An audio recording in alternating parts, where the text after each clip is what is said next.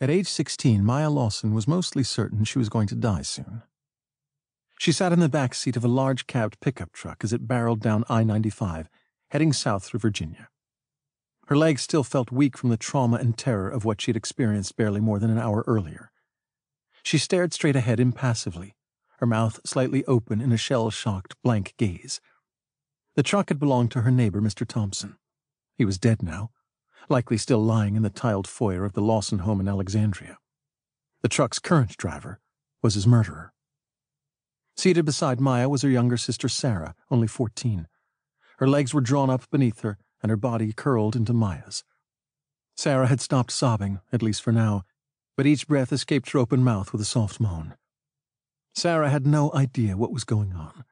She knew only what she had seen, the man in their house, Mr. Thompson dead, the assailant threatening to break her sister's limbs to get Sarah to open the door to their basement panic room. She didn't know any of what Maya knew, and even Maya knew only a small part of the whole truth. But the elder Lawson girl did know one thing, or at least she was mostly certain of it. She was going to die soon. She did not know what the driver of the truck was planning to do with them. He had made the promise that he wouldn't hurt them as long as they did what he asked. But that didn't matter. Despite her slack-jawed expression, Maya's mind was working a mile a minute. Only one thing was important now, and that was keeping Sarah safe. The man behind the wheel was alert and capable, but at some point he would falter. As long as they did what he asked, he would get complacent, even for just a second, and in that moment she would act. She did not yet know what she would do, but it would have to be direct, ruthless, and debilitating. Give Sarah the opportunity to flee, to get to safety, to other people, to a phone. It would likely cost Maya her life, but she was already very much aware of that. Another soft moan escaped her sister's lips. She's in shock, Maya thought. But the moan became a murmur, and she realized that Sarah was trying to speak.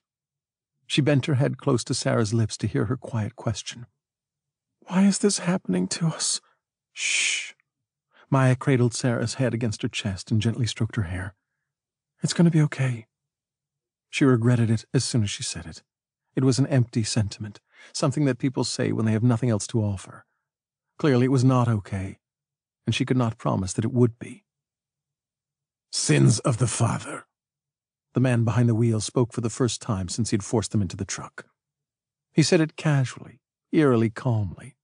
Then louder he said, "This is happening to you because of the decisions made and actions taken by one Reed Lawson, known to others as Kent Steele, known to many more as Agent Zero." Kent Steele? Agent Zero? Maya had no idea what this man, the assassin who called himself Race, was talking about.